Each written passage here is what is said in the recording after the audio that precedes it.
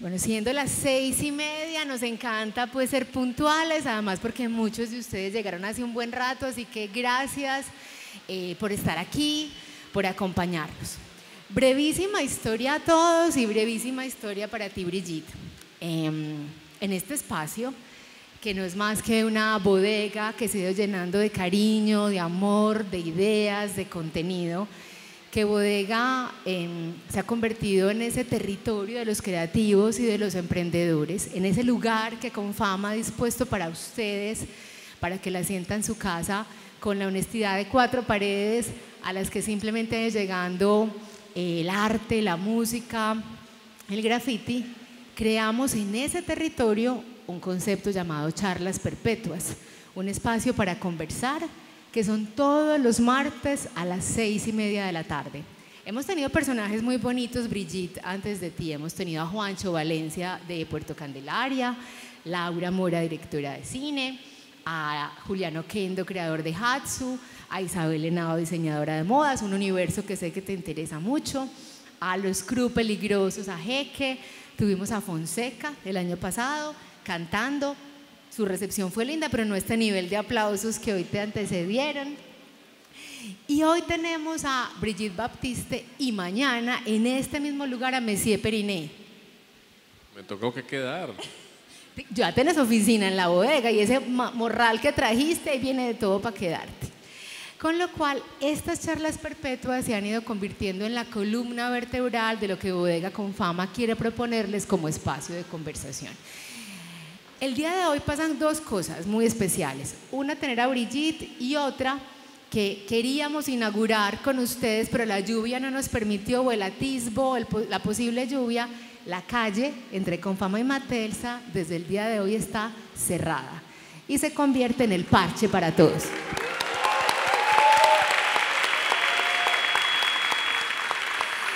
Este es un gesto que le reconocemos a la alcaldía de la ciudad. Entendió que esta calle, que era sobre todo tomada desde el parqueo irregular, era mejor que se la devolviera a ustedes, a los ciudadanos. Y desde el día de hoy el compromiso que tenemos desde Matelsa, desde la Corporación del Perpetuo Socorro, desde Confama, desde los barrios, es llenar esa callecita de contenido. Así que si mañana el clima nos acompaña con Messier Periné, seguramente las crispetas, el café y el parche de bienvenida serán allá. Pero lo segundo muy especial es tenerte aquí con nosotros. Cuando uno, digamos, investiga un poquito quién es Brigitte, y para empezar, pues evidentemente primero se topa con tu Twitter, que dice naturalmente transgénero, impúdica, pagana, fue lo que más me gustó. Pero también habría que recordar que has sido docente, que eres columnista, que eres la esposa de Adriana, que tienes 2 hijas, Candelaria y Juana Pasión, que tienes 3 gatos, donde solo Orión es el chico del grupo, y que además eres eso hay que cortarlo mejor, si eso que quedemos entre chicas es más divertido. Y que además de ser la directora de la Fundación Humboldt, sin duda te has convertido, Brigitte, en el símbolo más bonito, más inspirador de diversidad en el amplio sentido de la palabra. 10 años atrás nos conocimos en Colombia Tex, hablando de moda y sostenibilidad, y aquí estamos otra vez. Bienvenida. Muchas gracias, Paula. Muchísimas gracias a Confama y a todos ustedes por esta invitación a la bodega. Espero que nos divirtamos un rato. Primera sugerencia, cinturón de seguridad para esto. Si damos la vuelta, pues ustedes nos perdonan, quedamos en... Sobre todo porque ya me dijeron de qué íbamos a hablar de verdad. Entonces, sí, bueno, sigamos. Vamos a tratar 3 o 4 temas, pero yo le dije a Brigitte que la primera pregunta íbamos a entrar a matar. Íbamos a ponernos el cinturón de seguridad, porque si bien la tertulia de hoy es hablar de cómo la diversidad es el territorio para la creatividad y el emprendimiento, ese es sin duda. Hubo un asunto que pasó recurrentemente preparando esta charla, Brigitte, y por eso yo prefiero que hagamos como, salgámonos de este entuerto rapidito, porque era el tema constante. Entonces me decían, Pablo, ¿la vas a saludar como Brigitte o como Luis Guillermo? para mí es claro que es Brigitte, pero yo prefiero que este tema que genera un poco de morbo, si somos honestas, no lo despachemos rápido. ¿Luis Guillermo o Brigitte? Tirado, a matar. Bueno, hoy en día Brigitte, por supuesto, y Brigitte recargada, porque… Reloaded. Sí, reloaded, porque es una decisión de cada día, y yo creo que todas las personas nos hacemos cada vez más nosotras, cada día. Lo decía Agrado de la película de Almodóvar, una cita que siempre nosotras las personas trans hacemos. Uno poderse mirar al espejo y decir si soy yo, estoy siendo yo, quién sabe mañana para dónde cojo, pero independientemente de eso me siento satisfecha con lo que estoy siendo. Mi pasado existe, por supuesto es parte de mí. Luis Guillermo además es un nombre que no tiene por qué denotar muchas más cosas. Es el nombre que me dieron mis padres con todo el amor para un hijo. Entonces, pues sigo siendo Luis Guillermo, y en mi casa mi mamá me dice Luis Gui. Afortunadamente ya no me dice Luis Guillermo. Pero somos una mezcla de todo, de todas maneras. Pero hoy en día sí, Brigitte. Además me gustó mucho una respuesta que diste en Cromos y dijiste: prefiero ser Brigitte, que es más joven que Luis Guillermo. Y más bonita. Y más modesta. Sobre todo. Bueno, Brigitte, además esta pregunta que tenía ese tono de morbo y que había que quitarnos de encima pues en esta charla para hablar de lo que nos convoca, sí que tiene que ver con lo que estamos hoy conversando, y es seguramente esa posibilidad de que existan Luis Guillermo y Brigitte hacen parte de ese territorio creativo, diverso. Puedes nutrirte de los dos universos, puedes generar esa mirada más integral de lo femenino y lo masculino. ¿Qué tanto, digamos, esa posibilidad de que estos dos universos existan han contribuido a que seas más, no sé, abierto en los debates, a que puedas tener distintas miradas y puntos de vista, a que seamos más integradora en tus reflexiones? Pues mira, yo nunca pensé en mi historia que mi indefinición de género o mi movilidad y mi fluidez de género fuese a ser un factor que me empoderara tanto a mí misma. La gente tiende a aceptar a las personas transgénero, transexuales, porque hacen el cambio. Dice, bueno, está bien, usted puede hoy ser de Nacional y después cambiar a otro equipo, pero ahí se queda. No que un día le hace barra al uno y el otro día, eso es la Copa Libertadores, pero ni siquiera.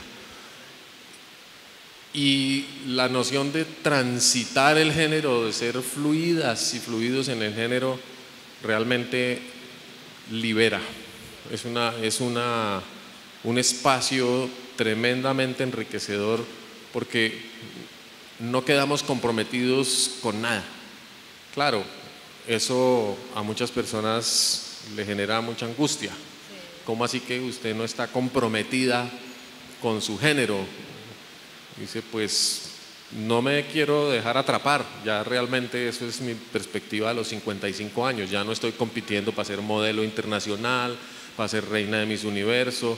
No estoy tratando de ocupar ningún rol femenino clásico, que es algo que en muchas personas trans es un espacio importantísimo de validación.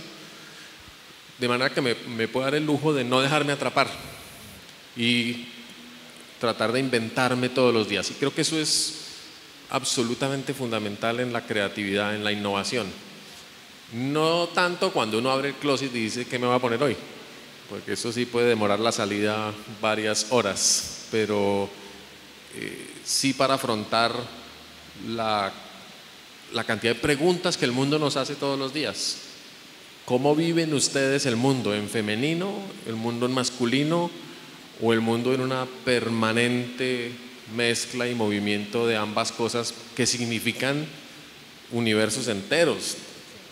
Entonces, ahora me encuentro muy tranquila en ese espacio, e incluso hay muchas personas que me recuerdan de manera a veces autoritaria cuál es mi historia y entonces se niegan a referirse a mí en femenino, que digamos cuando uno manifiesta su voluntad y define lo que quiere, pues espera una respuesta cortés, cuando menos. Pero ya no me importa que me digan doctor, doctor. Ah, bueno, doctor, sobre todo, y lo miran a uno, le abren los ojos, le dicen, sí, señor. Porque reflejan el mismo machismo. Ah, ¿usted quiso que lo trataran de mujer? Pues no, aquí no le vamos a hacer caso. Traidor.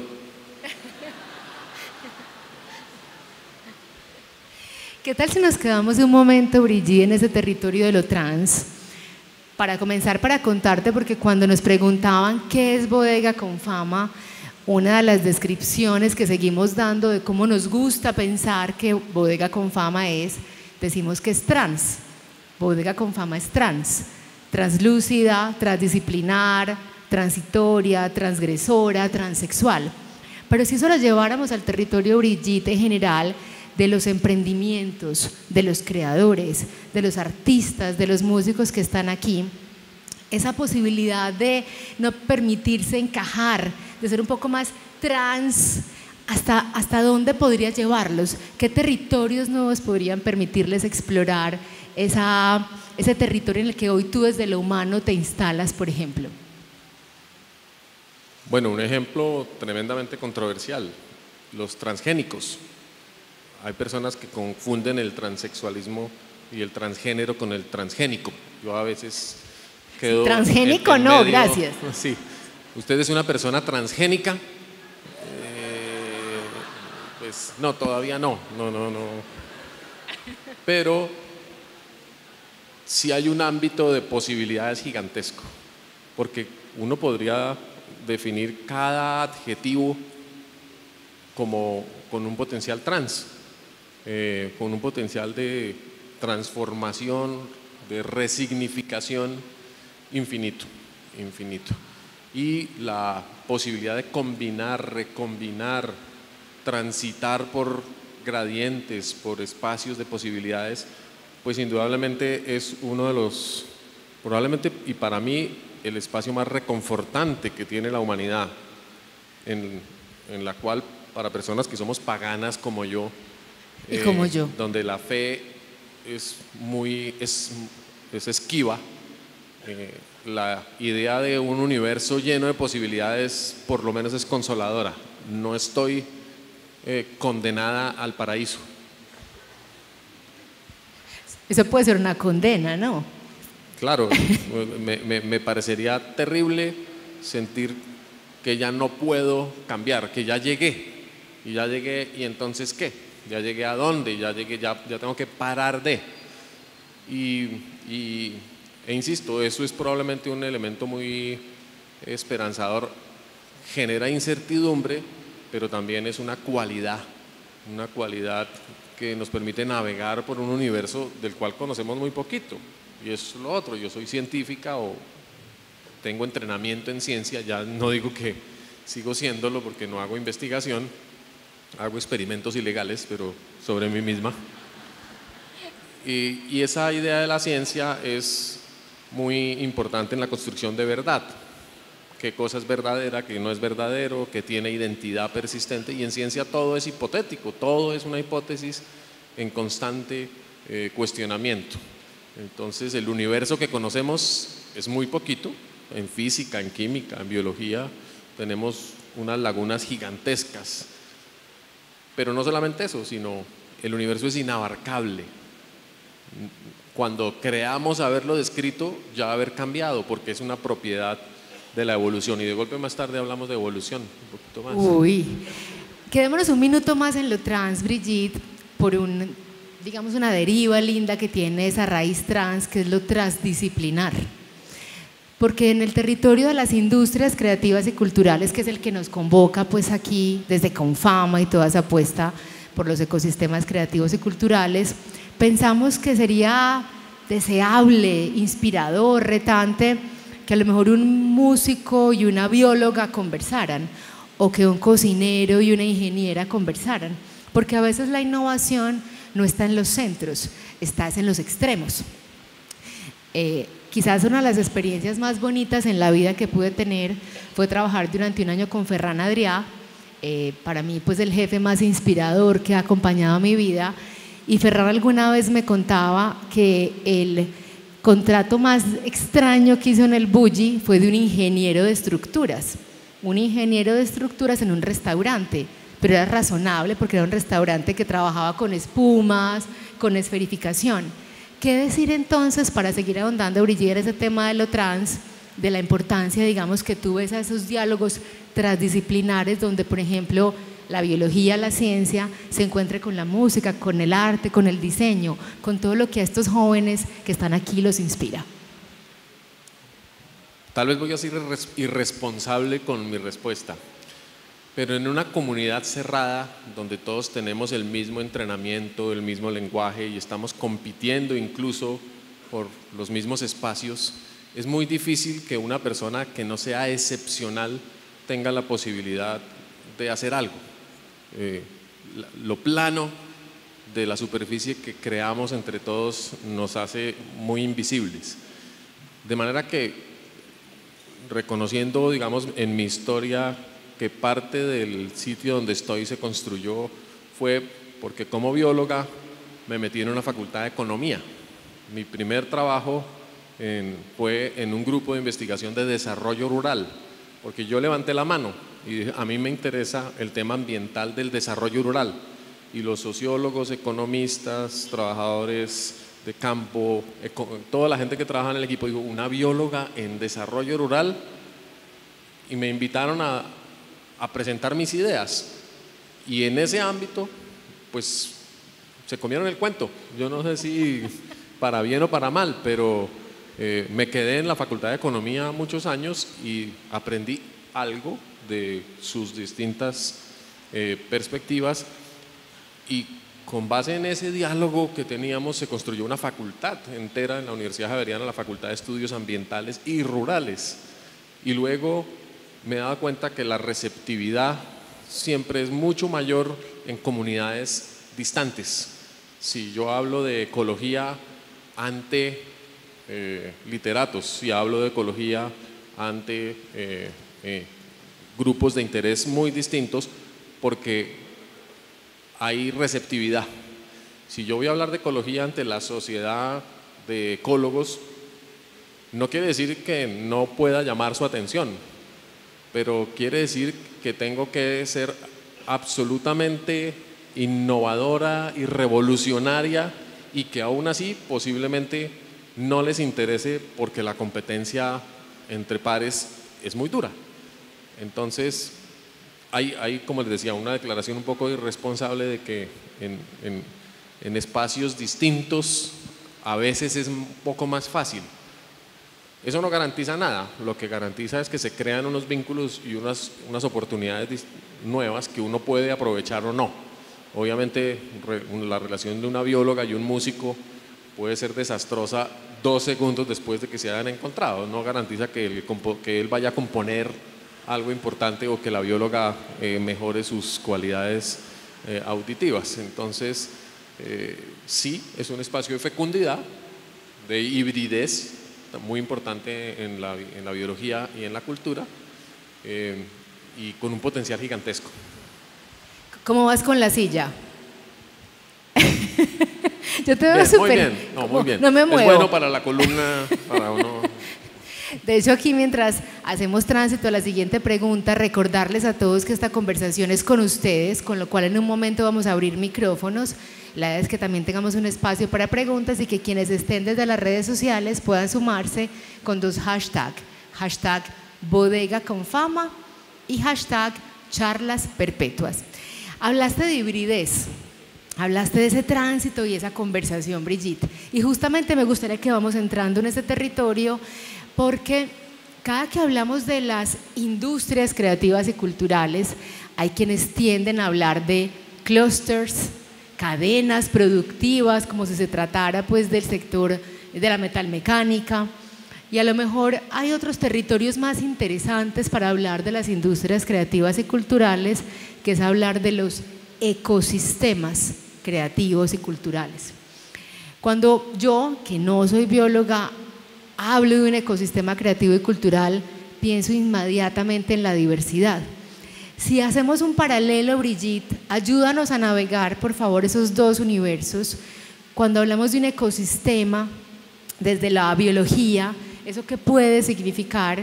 Y cuando hablamos de ese ecosistema creativo y cultural en que necesitamos tanto el gran museo, como la mediana galería, como el espacio colectivo independiente, ¿qué podríamos, digamos, abstraer de la importancia, uno, de la mirada ecosistémica? Todos nos necesitamos a todos, uno, y dos, de esa urgencia de la diversidad para que ese ecosistema, o en la biología, o en la creatividad y en la cultura, sea rico, estimulante, haga chup chup como un buen caldo. Bueno, lo primero que hay que reconocer es que la noción de ecología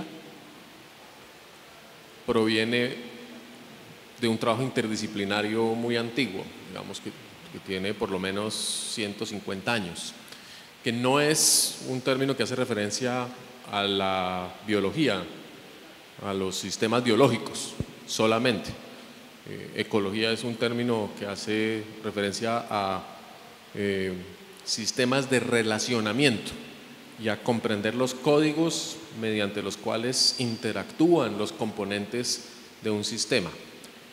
Y fue muy útil para la biología porque le permitió entender sistemas de relaciones complejas, es decir, donde hay muchísimos elementos, donde hay centenares de miles de insectos, centenares de pájaros, centenares de plantas, y además cambiando todos los días, porque orgánicamente hablando el mundo está cambiando todo el tiempo. Entonces la ecología fue un instrumento muy funcional a la biología, especialmente en los años 30 y en los años 40, que nos ayudó a entender el funcionamiento de un lago, de un río, de una selva.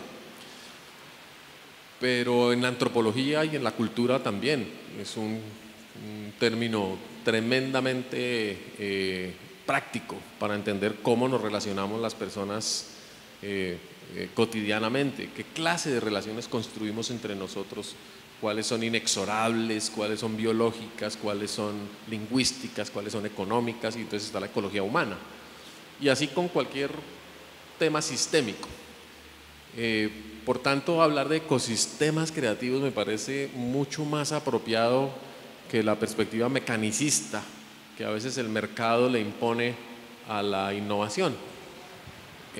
Porque no hay manera de innovar por decreto, no hay manera de innovar por encadenamiento. Esa innovación siempre se produce, pero es un poco como la historia de los dinosaurios. Permítanme volver a una metáfora biológica, a una analogía. Se pensaba en algún momento de la evolución que los animales iban a ir mejorando, acuérdense del señor Lamarck, de acuerdo a sus capacidades de adaptarse. Entonces la jirafa le iba creciendo el cuello cada vez más para poder comerse las plantas, las hojas más altas de los árboles. Eso se llamó ortogénesis, es decir, adicionar capacidades hacia un fin que ya estaba como teledirigido. Eso no es innovación, eso es refrito, eso es repetición. Y el señor filósofo Deleuze lo aclaró muy bien, qué es repetir y qué es construir diferencia. En los ecosistemas creativos entonces nos tendríamos que liberar de esa noción de que el detergente de hace 40 años era una señora de hace 40 años en un platón de hace 40 años naranjado. Y que hoy naranjado, sí, era naranjado de todas maneras y hoy en día es una joven muy moderna en un apartamento muy moderno, pero que sigue utilizando una lavadora para usar el mismo detergente. Eso no es innovación, eso es refrito y es letal. Desde el punto de vista de la construcción de cultura es un ejercicio suicida porque encajona, cierra las opciones de conversación, de discurso. Es como si alguien dijera, bueno, yo voy a seguir la tradición de Picasso y voy a ser más picasiana que Picasso. Eso no es posible, nadie puede hacer eso.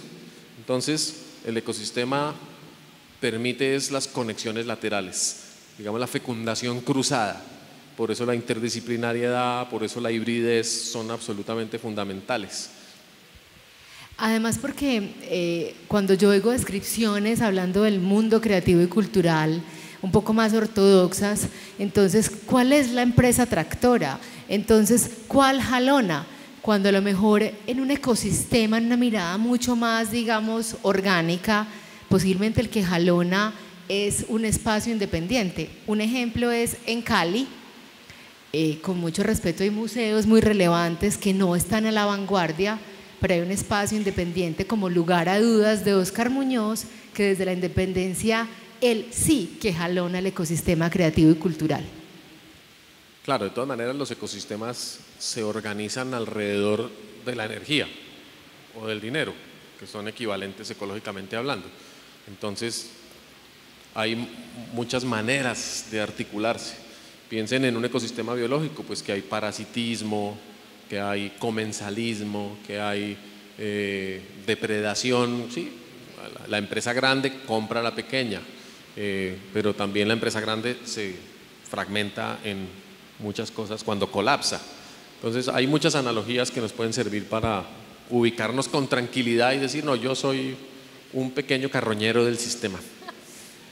Hoy, por ejemplo, nos dijo una compañera que Bodega Confama era el plancton, el plancton del ecosistema creativo. Todavía no sé si fue como una virtud o si nos dijo algo como feo. ¿Qué? No, productividad primaria, toneladas de ideas, toneladas de posibilidades que después van a ser seleccionadas rápidamente por las ballenas y los delfines que se lo comen. Esta noche voy a llegar a estudiar biología. Brigida, en esa lógica de ecosistema, ¿cómo logramos qué figura nos pudiésemos inventar para que la empresa privada y el sector creativo pudiesen colaborar más?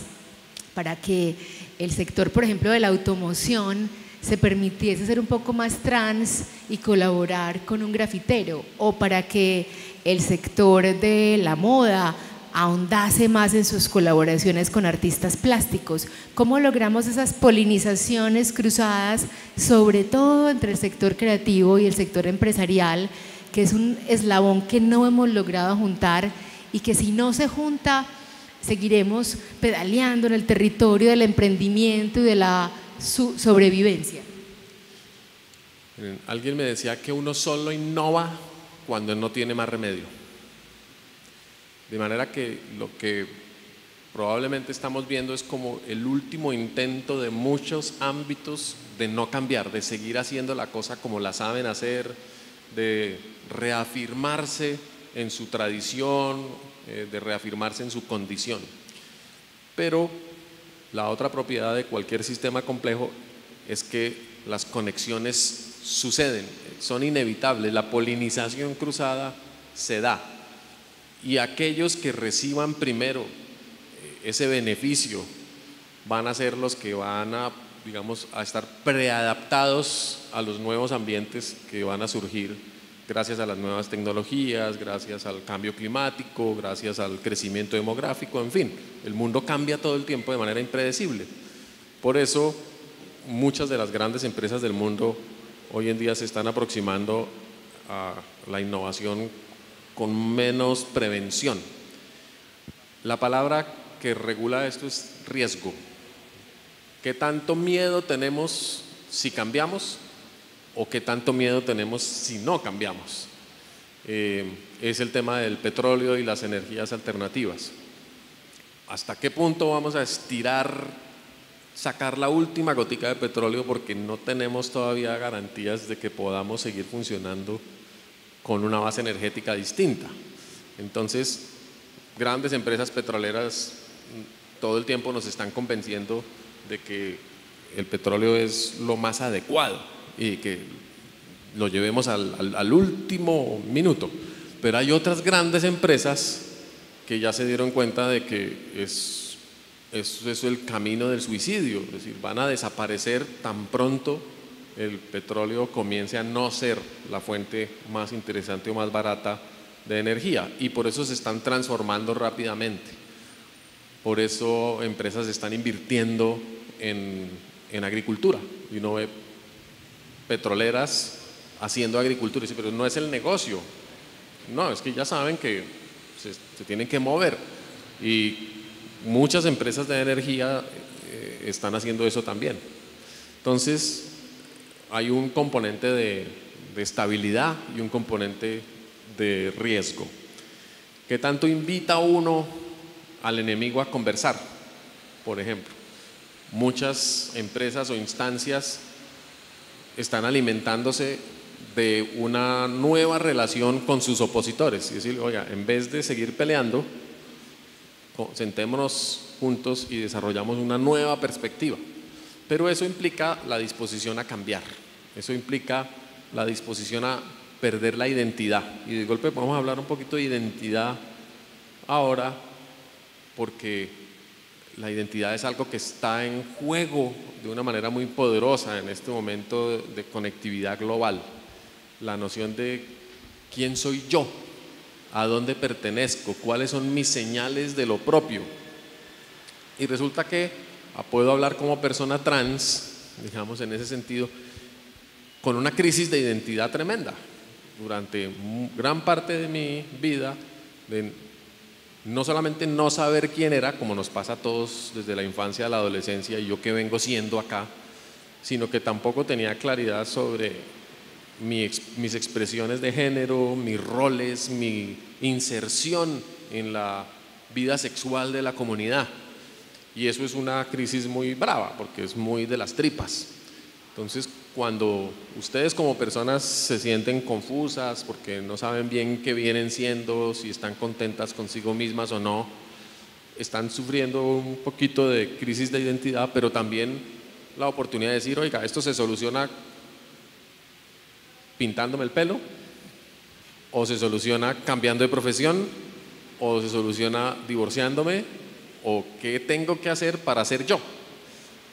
Y eso, Ulrich Beck dice, constituye la sociedad del riesgo. Hoy en día todos estamos abocados a tomar decisiones supremamente retadoras en términos de lo que creíamos que éramos y lo que podríamos llegar a ser. Y básicamente estamos congelados por el miedo, diría yo. Hay que hacer cosas como estas para sacudirnos el miedo. Vamos a entrar, si te parece, Brigitte, en un territorio que sigue ahondando el capítulo de la diversidad, capítulo en el que vamos a ir abriendo el espacio para las preguntas de los compañeros invitados hoy. Mientras tanto les voy recordando, recuerden hashtag Bodega con Fama y hashtag Charlas Perpetuas, que es el de la diversidad, pero también el de la tolerancia. En el almuerzo hablábamos de un personaje que para quienes estamos en el mundo de la economía creativa es interesante, aunque es muy polémico, que se llama Richard Florida. Richard Florida es uno de los economistas menos apreciados, pero también más populares en el tema de la economía creativa, y ha escrito 2 libros hablando de la clase creativa, esa clase nómada o seminómada que va por el mundo buscando dónde instalarse, que tiene, digamos, una sincera pasión alrededor de las industrias creativas. Y Richard Florida dice 2 cosas interesantes. La primera es que es pajazo mental decir que la sociedad y que el mundo hoy es plano, que puedes trabajar en Papúa Nueva Guinea o en Nueva York y tienes las mismas oportunidades. Richard dice, no se coman ese cuento, el mundo es plano y a la vez es puntiagudo.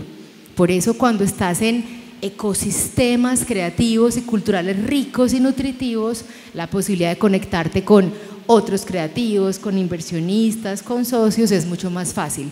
Por eso hay unas capitales en el mundo, unas macroregiones que se han ido volviendo pues territorios muy fértiles para la industria creativa. Y lo segundo que dice Richard Florida, Brigitte, es que esos entornos puntiagudos, esos lugares que son buenos para la clase creativa, tienen 3 T's. Yo sé que tú lo vas a anexar la 4ª. Richard Florida habla de la tecnología, es decir, espacios para distritos creativos, buena conectividad, primera T. La segunda es talento, talento que se convoca, que quiere vivir ahí, que conversa, que dialoga, por eso la importancia de espacios como estos para que nos encontremos. Pero él dice que la tercera T fundamental para que la clase creativa se encuentre y co-cree es la tolerancia. Y demuestra en sus libros con muchos indicadores y gráficos cómo los entornos del mundo donde hay más diversidad sexual, religiosa, política, son, digamos, más interesantes y estimulantes desde el punto de vista creativo. ¿Qué piensas y qué rol sentís que tiene Brigitte esa T de tolerancia en un entorno que quiere hablar de industrias creativas y culturales y en una sociedad como la colombiana que tú misma has dicho que tiene que salir del closet? Bueno, para mí el término tolerancia es tremendamente insuficiente, porque implica que de todas maneras vamos a preferir mantenernos en nuestra zona de confort.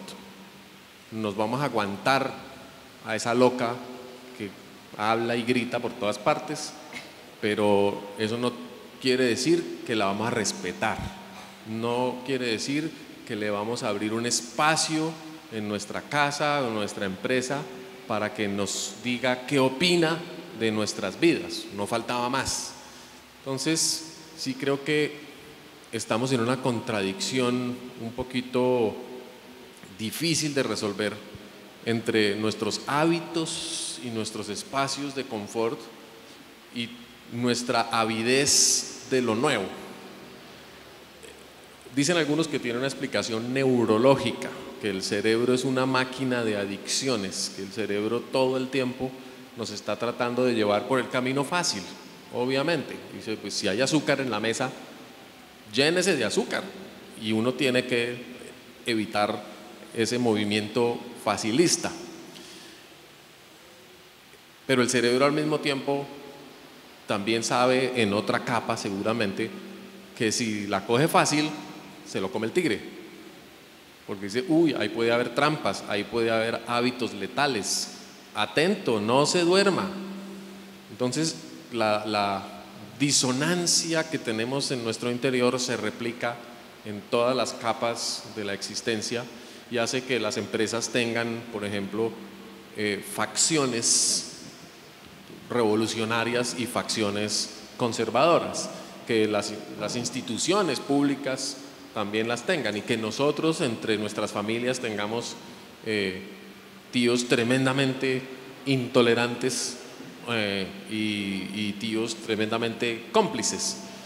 Entonces creo que gran parte de lo que tendríamos que empezar a entender es en dónde radican nuestras molestias con la diferencia. ¿Por qué a mí me incomoda la diferencia? Si es por un hábito que me atrapó, si es por una imposición cultural, o si es porque soy perezosa de nacimiento, no quiero cambiar, déjeme quietica.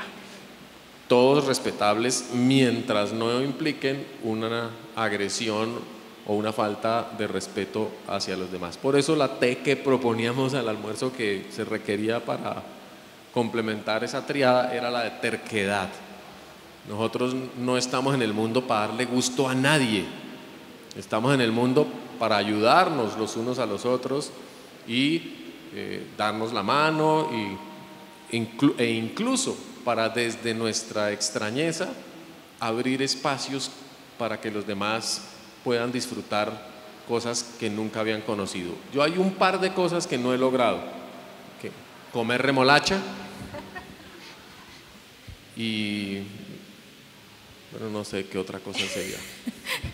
Bueno, la de remolacha la resolvemos rápido. Pero no quiero. O sea, estás en el territorio de tolerancia. la pereza. Hay zonas de tolerancia para los que comen remolacha. En mi casa es un rinconcito ahí de la cocina. No, mentiras. Pero fíjense lo que significa hablar de zona de tolerancia en términos de sexualidad. Es decir, allá en ese barrio, en ese espacio, usted puede hacer lo que quiera si tiene dinero y nadie se va a meter con usted. pero por fuera de ahí, eso no se permite.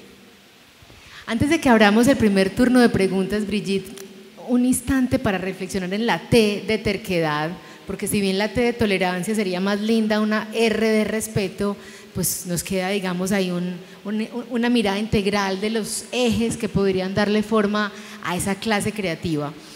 Cuando hablábamos de terquedad, hablábamos hoy contigo, pero hemos hablado aquí en las charlas perpetuas muchas veces de la importancia para un creador, para ustedes, no tanto de los sís como de los noes.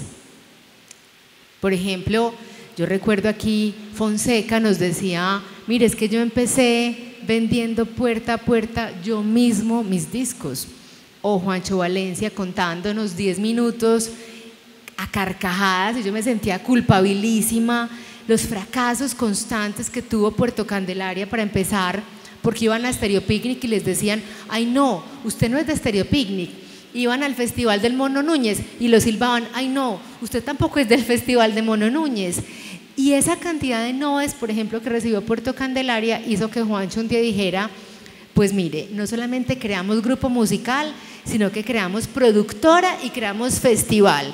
Con 2 cojones, como dirían en España, vamos a resolver todo lo que el ecosistema nos dice que no, porque los noes posiblemente son el territorio más fértil de la creatividad. ¿Qué pensás de esos noes? Y en tu caso, Brigitte, los noes, ¿qué han significado? Bueno, son fundamentales para la evolución. De hecho, en biología, la evolución todo el tiempo está construida sobre especies no viables, sobre fracasos, sobre mutaciones letales. Incluso la evolución es mucho menos benévola que nosotros en el ámbito empresarial. En el ámbito empresarial uno puede quebrar y vuelve y arranca si puede y si quiere. Se extingue. En la biología es extinto para siempre, es decir, no funcionó tu propuesta, qué pena. Señor dinosaurio, usted se extingue. Sí, claro que los dinosaurios tuvieron sabotaje de afuera, eso sí es. Hay que ser cucaracha. Un problema, bueno, hay que ser cucaracha, indudablemente. Muchos de nosotros hemos sido cucarachas y sabemos cómo vivir bien como cucarachas. No nos toleran, pero sabemos esquivar la chancleta. El no es muy, muy importante, pero es muy grave cuando uno solo tiene una idea.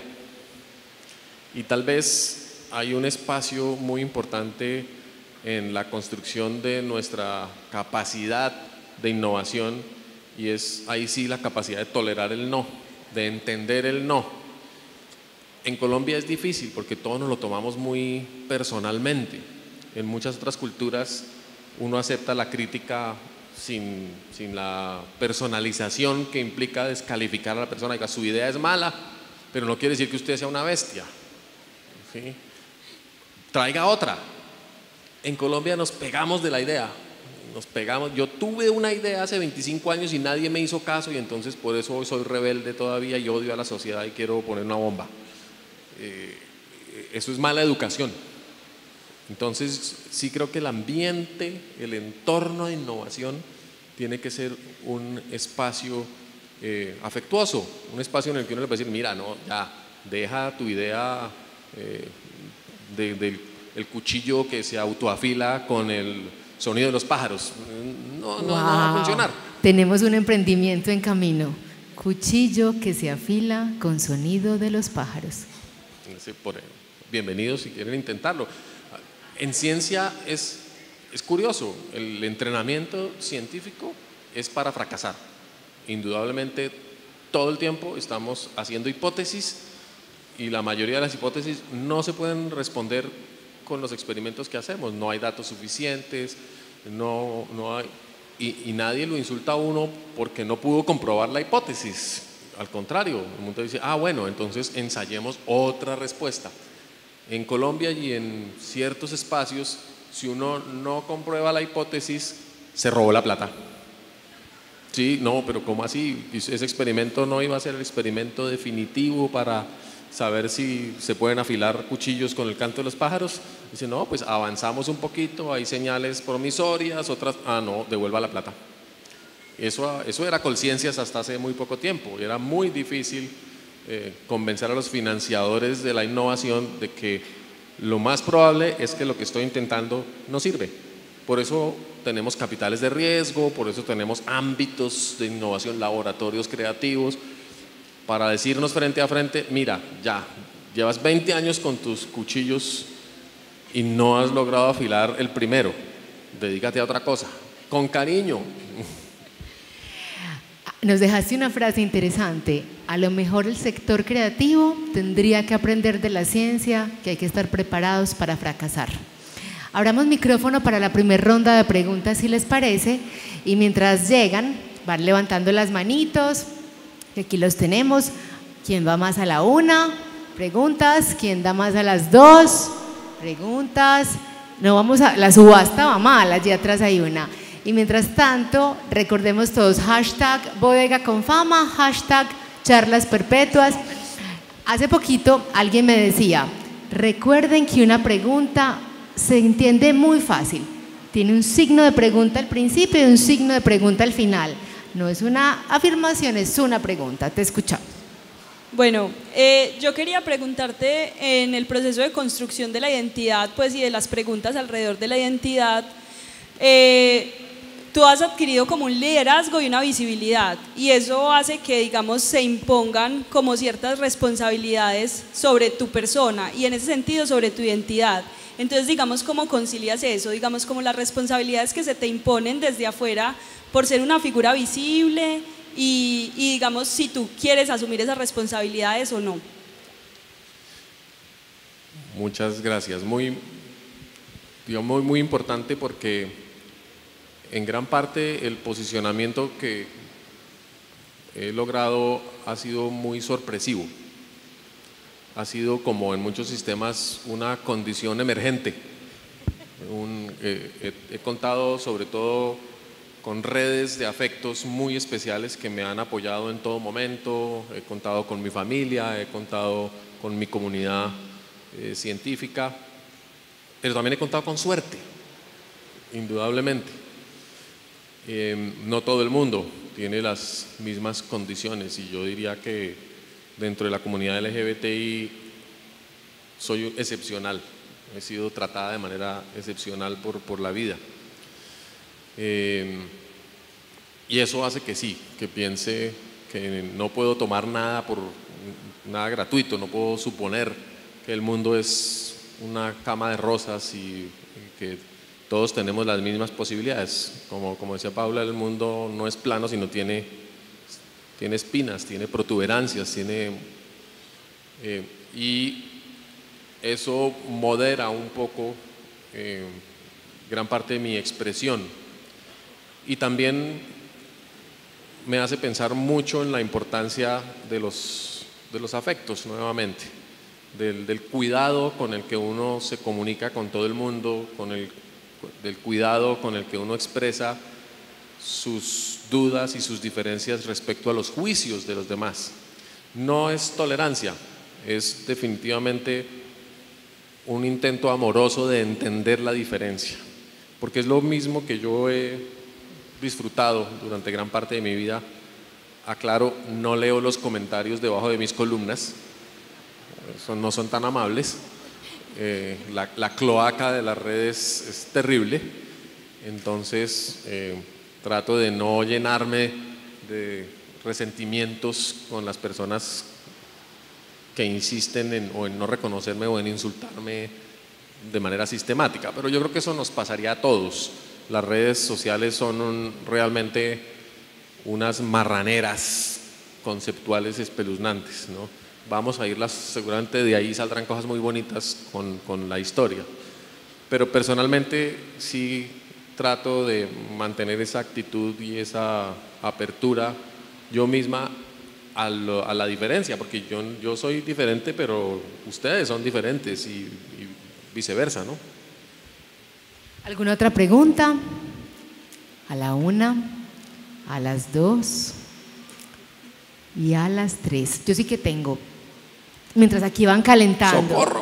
¡Socorro! Cinturón de seguridad. Brigitte, hay un tema que querés que abordemos, que es el de la evolución y el de la identidad. pero me gustaría hacer como una pequeña introducción para que entremos en el territorio de identidad.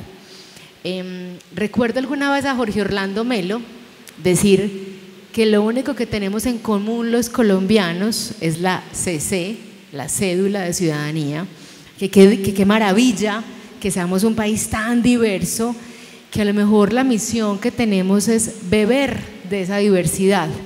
Y cuando uno revisa lo que está pasando en la música, en la moda, en el diseño, apenas empezamos a encontrar propuestas que beben de esas Colombias en plural que somos. ¿Qué tal si hablamos un poco de ese capítulo de diversidad asociado al tema de la identidad o las identidades, que era un tema que querías que abordáramos, y lo ligamos con el tema de ese sector creativo y cultural que todavía no se ha conectado quizás suficientemente con todos los sabores, aromas, olores, tejidos, texturas de este país para que nuestro sector creativo y cultural sea realmente más potente?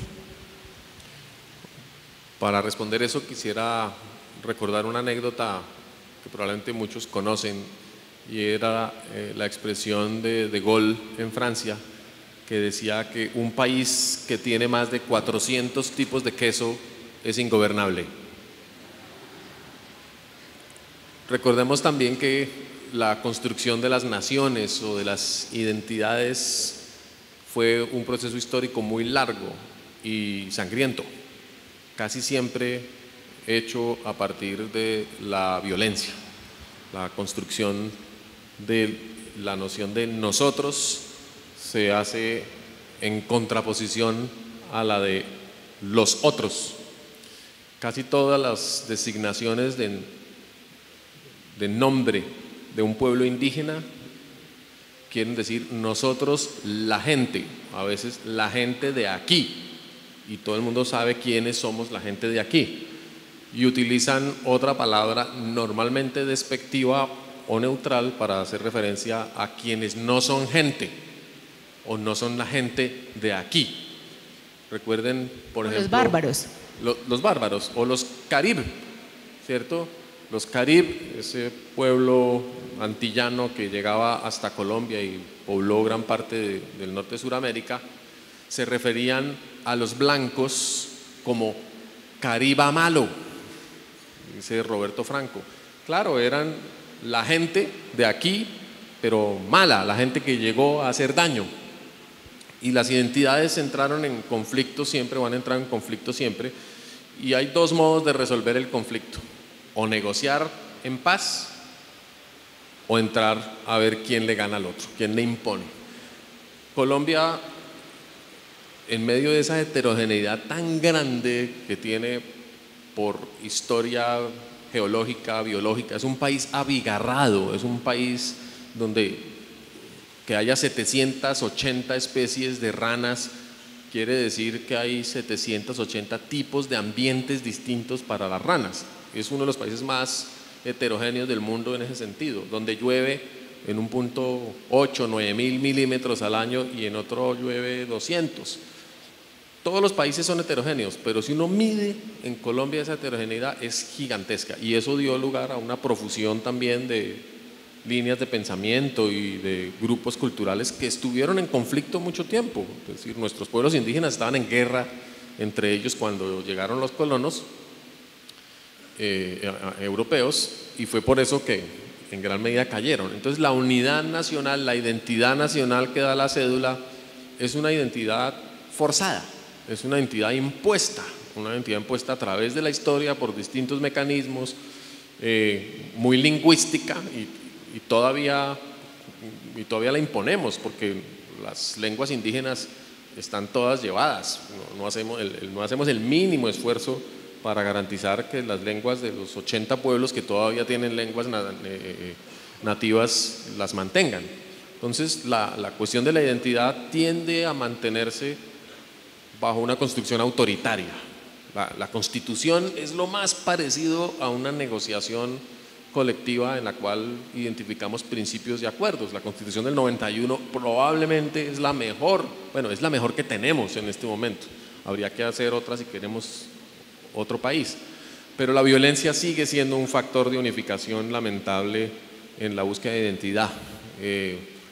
La religión se utilizó también, la imposición en su momento del catolicismo como un mecanismo de cohesión identitaria, y así sucesivamente. Entonces, lo que nos tiene que ir pasando es que podamos deconstruir esos factores de cohesión artificiosos, destructivos y violentos para dejar emerger lo que es Colombia, y no es lo que está dentro de esos límites administrativos también impuestos por la historia y que hoy en día nos duelen tanto, por ejemplo, con la situación de Venezuela.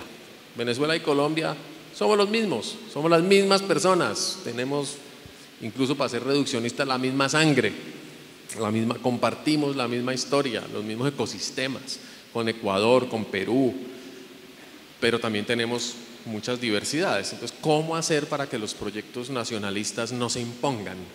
¿Cómo hacer para tranquilizar a la sociedad en la definición de sus identidades? Eso es un problema filosófico. Yo no soy filósofo, pero claramente la Escuela de Frankfurt abordó el problema de la construcción de identidades antes de la aparición del nacionalsocialismo en Alemania y de sus efectos tan destructivos. Dijo, uy, tengan cuidado con querer tener identidad, porque pueden acabar destruyendo todo. ¿Y cómo lograr entonces, Brigitte, que ese sector creativo, que es el que nos convoca, sí que pueda, digamos, conectarse con esa riqueza, digamos, que desde las lenguas, los sabores, la biología, etcétera, hay en el país, pero con cuidado, porque dice ese debate entre la diseñadora de modas que empieza a conectarse con las comunidades indígenas para hacer unas pulseras, no sé cómo. ¿Cuál es el territorio, la manera de lograr que esto se dé en un territorio gana-gana, que sea, digamos, respetuoso con, que posibilite, digamos, el enriquecimiento del sector creativo en términos también de una nueva visión, pero que no vaya en detrimento de las comunidades o no sean más que unos idiotas útiles de? Yo creo que hay una ética fundamental derivada del respeto a la diferencia y derivada del compromiso que se adquiere en la construcción de lo nuevo, en la construcción de país, en la construcción de relacionamiento. Una ética que excluye el extractivismo. Yo no me voy a relacionar contigo para estafarte. Si esa ética no existe, no hay manera de construir una relación significativa. Si yo me relaciono con otros solamente para obtener provecho material inmediato o para el goce egoísta, pues no estoy fundamentando nada sostenible.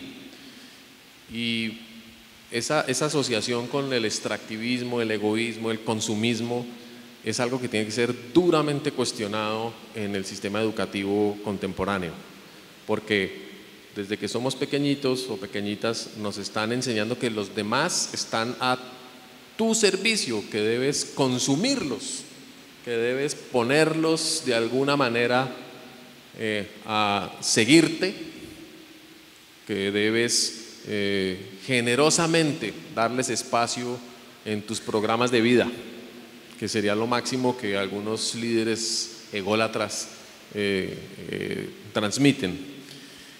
¿Cómo le enseña uno eso a los niños? ¿Cómo convierte uno eso en un proyecto de vida alternativo que no sea ese de, oye, tus amigos son amigos, no son parte de su sistema productivo? Eso no lo tenemos claro. Y lamentablemente la economía mafiosa en la que vivimos por el narcotráfico, por el oro, por el modelo de mercado exacerbado, nos está destruyendo, nos está inhibiendo esa posibilidad de considerar a los demás como personas íntegras y completas con plenos derechos de compartir el mundo conmigo. Y ese va a ser el reto, digamos, ético que tiene la civilización en los próximos años, y sobre todo frente al cambio climático, porque mientras sigamos dándonos codo y sigamos empujando a los demás al vacío, no vamos a tener capacidad de construir soluciones robustas para el daño ambiental que por esos mismos motivos causamos. Me pediste que habláramos de identidad, pero también guardé un segundo término del que me pediste que habláramos, que es evolución. ¿Cómo insertar, digamos, esa reflexión de evolución con la reflexión precedente frente a al riesgo que pueda haber alrededor del tema de identidad, y cómo, digamos, conectarlo con esta pregunta, por ejemplo, del fortalecimiento del sector creativo y cultural? Bueno, me recuerdas, obviamente hay un aspecto positivo en la construcción de identidad, pero es un aspecto juguetón. La identidad es una construcción efímera que nos debe servir es para explorar y experimentar el mundo. Entonces, yo quiero saber cómo un manatí experimenta vivir en una ciénaga. ¿Por qué? Porque es placentero. Yo quiero saber cómo goza un manatí, porque los manatís en condiciones apropiadas son felices, digamos, en su ambiente adecuado. Eso nos lleva a la evolución. ¿Qué significa identidad en la evolución? Significa la capacidad de retener unos rasgos durante un tiempo o durante el tiempo en que pueden ser funcionales a la supervivencia en biología. Es decir, yo soy manatí mientras haya ciénagas y haya comida para manatís en las ciénagas, y eso representa el goce de estar vivos. Cuando ya no haya ciénagas, los manatís dejan de gozar, se extinguen y aparecen o son reemplazados por otro goce, otra manera de ser vida. Y eso es lo que ha sucedido durante millones de años, que nos hemos ido sustituyendo unos seres y unas especies por otras, simplemente para que la vida siga. ¿Y por qué la vida va a seguir? Porque es gozosa, porque es chévere estar vivos. Es la única razón que podemos extraer de la vida, el único sentido, decía el profesor Richard Dawkins, uno de los duros del ateísmo ahora en sus teorías evolutivas y del gen egoísta. Ya la vida no tiene ningún propósito más allá de darse continuidad a sí misma. Podría uno plantear que eso es la felicidad, seguir existiendo. Para quienes son creyentes hay una razón extendida, qué chévere.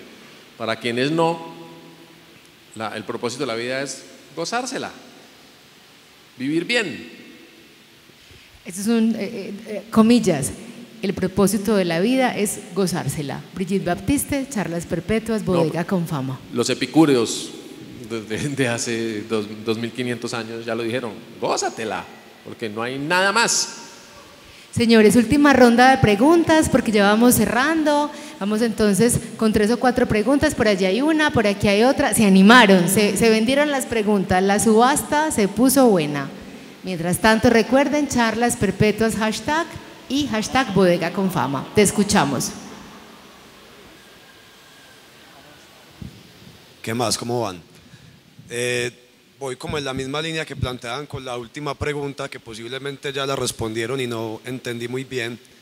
Ahorita hablabas de la evolución, si comprendí bien, como un proceso natural que no es creativo, porque un organismo por sí solo, por su naturalidad, va a evolucionar, ¿cierto? Si entendí bien. Siendo la diversidad un proceso natural, porque la naturaleza es diversa, ¿cuál sería el punto de conversación o cuál sería ese punto de encuentro y de relación, digámoslo, saludable entre el emprendimiento, la creatividad y la diversidad?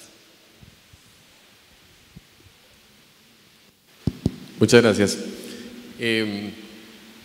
Los organismos individuales no evolucionamos, aprendemos, y lo vemos de todas maneras en todos los seres vivos. Los seres vivos están constantemente aprendiendo y tienen capacidad neurológica proporcional a su complejidad para aprender. La que evoluciona es la vida orgánica está siempre innovando, y el mecanismo de innovación es exactamente el mismo que en la cultura. Por eso el término gene es el mismo equivalente en cultura al término meme, inventado por Dawkins. ¿Cuál es el mecanismo de innovación sistémico? Producir miles de variaciones de algo y dejar que el contexto seleccione. Esa se llama la selección natural, que podría ser la selección cultural. Un novelista genera un estilo narrativo particular dentro de cientos de novelistas y de autores que están buscando ser escuchados en la comunidad literaria. Al año se lanzan 1000, 10.000 novelas nuevas de primeros autores. De esas, ¿cuántas se convierten en carreras literarias afamadas? No quiere decir que la selección esté reconociendo los mejores o los verdaderamente superiores, sino los que en ese momento de la historia se consolidaron con la propuesta más interesante. Los demás, fíjense ustedes, no se extinguen, o algunos, seguramente hay muchos novelistas que dejaron de escribir después de su primer fracaso. La selección natural los sacó, la selección cultural los sacó. Otros no les importó y hicieron su carrera de administración de empresas como Kafka y se volvieron famosos en otra era geológica, un poco dramático, como Van Gogh. No lograron convencer a su generación de que su propuesta era interesante y por tanto no fue seleccionada. Es exactamente igual, digamos, en términos sistémicos. Entonces la innovación biológica funciona igual que la innovación cultural, pues análogamente, no quiero hacer determinismos, y lo que uno podría pensar es que mirando cómo funciona la evolución biológica, habría mucha inspiración para la innovación en emprendimientos, no solamente por biomímesis, es decir, no solamente imitando comportamientos y formas de ser, sino entendiendo muy bien cuáles son los mecanismos que están operando en la selección natural.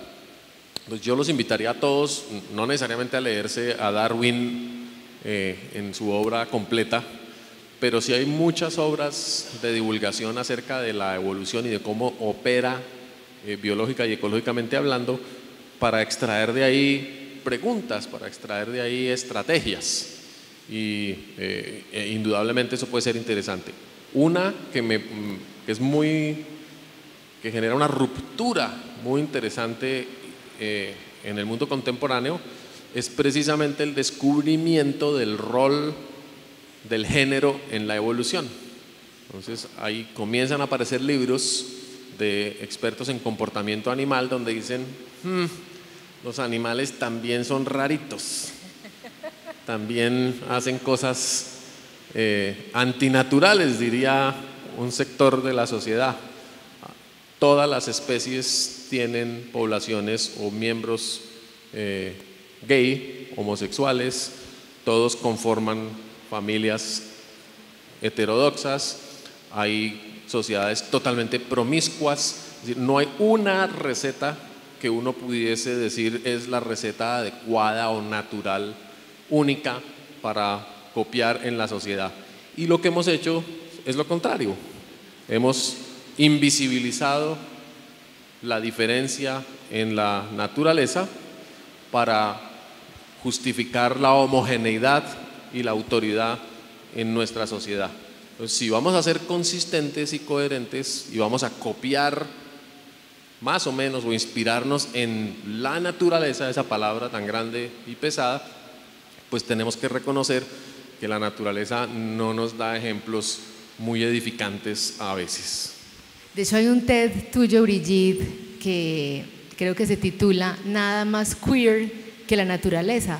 Pues si lo traemos a este territorio, nada más queer que la creatividad y la cultura. Siguiente pregunta. Buenas noches. ¿Cómo fue la evolución que tuvo Brigitte al momento de transgredir una sociedad con prejuicios latentes frente a la diversidad sexual y cómo esto la llevó a ser la profesional que es hoy en día? Bueno, muchas gracias. Realmente solo pasó porque no tenía más remedio. Y puede sonar muy al lugar común, pero era eso o la pérdida de sentido. Ocurrió en un momento muy particular de mi vida, un momento familiarmente muy duro. Falleció mi hermana, lo he contado muchas veces, parecía un detalle, pero fue un tiempo largo de su enfermedad, de preguntarme entonces por la finitud de la vida y la honestidad conmigo misma. Y finalmente de ahí emergió Brigitte como la única solución posible. Y entonces no me costó. Y al contrario me fue liberando paulatinamente. Y las demás personas me decían, oiga, pero tenga cuidado, la van a echar del trabajo. Pero no salga con esos zapaticos porque es que la van a atracar, le puede pasar cosas peores. Bueno, los escenarios con los que la gente trata de advertir de los riesgos eran espeluznantes. Es decir, de milagro, no voy a decir ninguno de esos escenarios, mentiras. Pero, digamos, el desplome y el colapso de la personalidad era uno de ellos. Es decir, no, usted ya no va a servir para nada. ¿Quién a los 35 años sí va a emplear a una persona trans declarada que viene de una universidad jesuita y que además me lo recordaban con frecuencia y todavía en las redes, es tan fea? Hágame el favor. No, pero por favor, ahí sí se metieron con quien Eso no es lo que debían. nos duele. El humor es muy importante, el goce cotidiano, la capacidad de poner en juego la duda sobre la identidad de todo, porque finalmente ese sentido del humor no lo inventamos nosotros. La posibilidad de enviar unos mensajes ligeramente torcidos, irónicos, de mamarle gallo a todo el mundo, nos salva de enfrascarnos en peleas fatales. Y eso se lo inventaron los pueblos indígenas. La mamadera de gallo es una invención indígena. Y es cuando, por lo menos en el caso mío, que viví en el Amazonas un par de años, cuando llegué allá, para mí el mundo indígena era un mundo de misticismo, de iniciación espiritual. Y rápidamente me di cuenta que era todo lo contrario, era el espacio de la total ironía y del intento permanente de cuestionar todo. Y así funciona la sociedad amazónica, de una manera permanentemente risueña. Y claro, existe el misticismo y el crecimiento chamánico y todo eso, pero les recomiendo una dosis de vida en una comunidad indígena amazónica, o me imagino que en el Chocó y en otras partes, para que vean que eso de la identidad no sirve para nada. La nueva terapia. Doctora, ¿usted qué viene siendo? ¿Usted qué animal es usted? ¿Y qué respondes cuando te dicen, doctora, de qué animal es usted? Uno no puede identificarse de una porque entonces pierde interés la conversación. La pregunta es para invitarlo a uno, retarlo a uno a seguir conversando, y yo creo que es la invitación que tenemos que hacer siempre. No te voy a dar la respuesta que quieres, pero quiero seguir conversando contigo. Descúbrelo. 2 preguntas más para terminar esta charla perpetua. No sé dónde están los micrófonos. Juro que el poder lo tienen ellos. Hola. Hola, buenas noches. ¿Cómo podríamos salvar a estos seres creadores o transformadores que se encuentran en ecologías que están en permanente violencia, en casos puntuales como la frontera o como lo que llamamos las periferias, que terminan siendo centralidades? Hay unas situaciones de vulnerabilidad muy importantes en ese momento en que emergen esas sorpresas, esas personas, esas ideas. Hay unos momentos absolutamente críticos en las metamorfosis. que tienen que ser protegidos. Por eso el ecosistema de innovación debe contener unas salvaguardas especiales para las personas que están comenzando, que están inventándose a sí mismas y que están descubriendo su espacio. Yo creo que casi todos nosotros aquí, los que están arriesgándose a vivir en un mundo estéticamente distinto, que están expresando ideas políticas radicalmente innovadoras. Yo le tomo mucho el pelo a mis amigas y amigos veganos. Digo, pero ¿ustedes de dónde salieron? Por Dios, si el mundo está hecho de carnes, de cosas maravillosas que se fritan, de chicharrones. Pero por supuesto estamos hablando de una perspectiva ética y estética completamente nueva, a la cual hay que invitar a esa conversación y proteger, porque estoy segura que tienen muchas respuestas, pero la conversación va a ser apasionante. Entonces, proteger la periferia, y hay que inventarse la forma de hacerlo. La historia lo ha hecho, digamos, siempre no siempre, pero los que sobreviven, los que logramos atraer con cariño hacia ese espacio de innovación, después florecen de una manera impresionante. Los refugiados, tenemos que abrir las fronteras siempre, por supuesto. Los huérfanos, los que en la Biblia, y yo no soy creyente, siempre dicen son los abandonados por todo, y ahí la deuda también es gigantesca. Última pregunta, no sé quién tiene el micrófono. Hola, buenas noches. Saludo especial para todos. Brigitte, hace un momento hacías pues como el ejemplo de esa especie que en su hábitat requería ciertos elementos básicos para que se mantuviera, ¿cierto? La pregunta es, ¿cómo identificar esos elementos para que dentro de una cultura, como un conjunto de costumbres, no se pierda esa identidad básica? ¿Cómo identificar elementos básicos que permitan que esa cultura se pueda mantener? Gracias. En Ecología del Paisaje trabajamos con patrones, identificar patrones, hacer interpretaciones desde afuera con cierta distancia de las expresiones predominantes de un fenómeno, de una condición, pero con mucho cuidado de las expresiones anómalas o atípicas que aparecen siempre acompañando el patrón.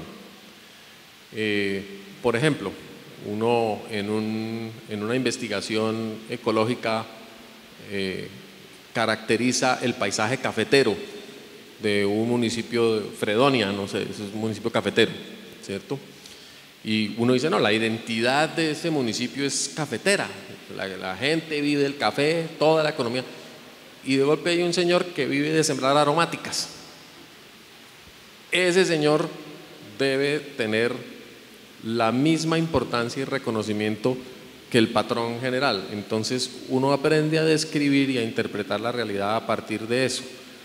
Predominan los cultivos de café y la cultura cafetera, pero hay unas personas que siembran aromáticas y esas personas, como una anomalía o algo, requieren una atención particular. Y eso es una política que emerge de reconocer la variabilidad natural de los sistemas y la distribución, digamos, de los talentos, de las cualidades. Por eso todo gobierno, diría yo, debe fijarse tanto en las mayorías y cuidarlas, pero sobre todo en las minorías y protegerlas, alentarlas y abrirles espacio para que puedan expresarse en todas sus cualidades. Eso no quiere decir que, como en algunos casos se pretende, los gobiernos están imponiendo las visiones de las minorías.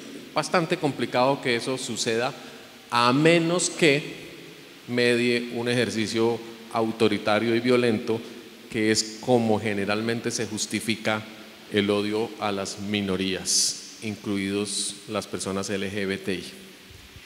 Pregunta. Tenemos tiempito antes de tu vuelo de 2 preguntas más, y yo escuché ahorita 2 preguntas más o ya. ¿2 preguntas más? Buenísimo, si es que esta mujer se nos va y no la podemos perder. 2 preguntas de ñapa y salimos al aeropuerto.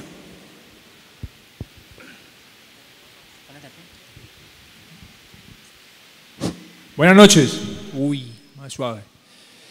Bueno, con base en lo trans, yo soy emprendedor, digamos, hace unos años y Medellín pues ha ido como gestando una serie de espacios para emprendimiento, pero hay una mortandad altísima de emprendimiento.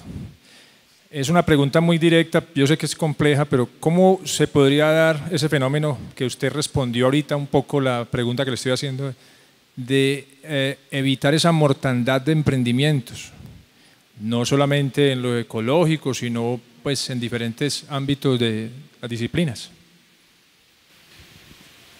Pues lo primero es que tal vez la mortandad no sea negativa, sino sea simplemente la expresión de muchos nos que deben implicar reimaginarnos, volver a intentarlo.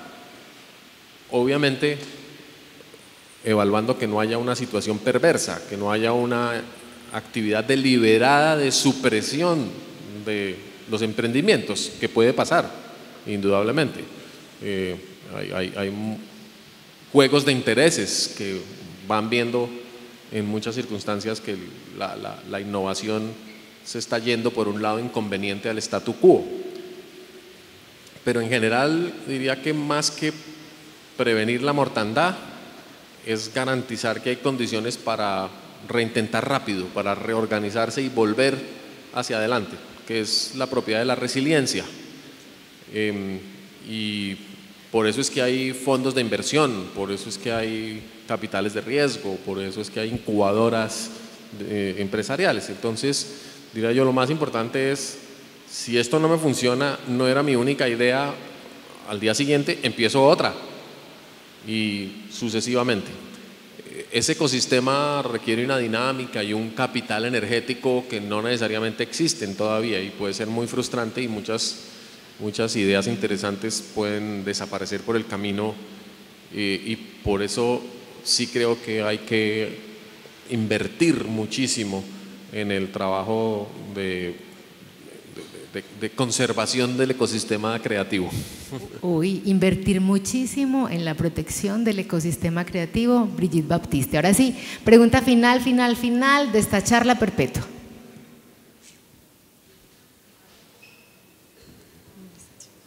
Hola Brigitte.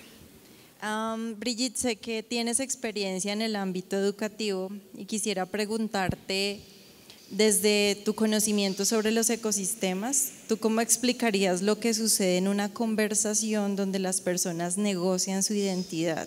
Si entendiéramos esa conversación como un sistema complejo. Uy, eso da para una charla perpetua. Pues eso es un matrimonio, ¿no? Uno todos los días dice, ¿quién soy yo? ¿Quién quieres ser tú? ¿Quién eres tú? ¿Quién quiero que seas tú?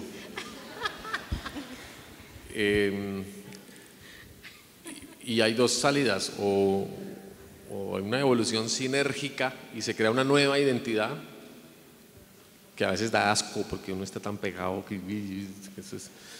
o una ruptura de identidades nuevas reafirmadas. Los buenos divorcios son eso, personas que saben agradecerle a su ex lo que aportó en su crecimiento personal. Wow. Brigitte, y ya para terminar, siempre intentamos que Charlas Perpetuas termine con una pregunta a los invitados y es… Pero no termina, ¿no? No, es perpetua. De hecho trajeron el sleeping, vamos a dormir aquí, es hasta que la fatiga… Vamos, es una charla perpetua de mentiritas. La pregunta con la que sí intentamos cerrar por lo menos esta fase, porque seguramente vamos a quedarnos charlando perpetuamente en nuestra cabeza, por las redes sociales, seguramente te vamos a invitar más veces, con lo cual sí que es perpetua de verdad, es ¿qué es para vos Bodega con Fama? ¿Qué sentís en este espacio? ¿Qué te inspira estas paredes? No, infinitas posibilidades, es decir, es goce, tal cual. Yo cuando entré y vi las paredes, el espacio, dije, aquí está pasando algo distinto. Por tanto, hay esperanza. Aquí está pasando algo distinto, hay esperanza.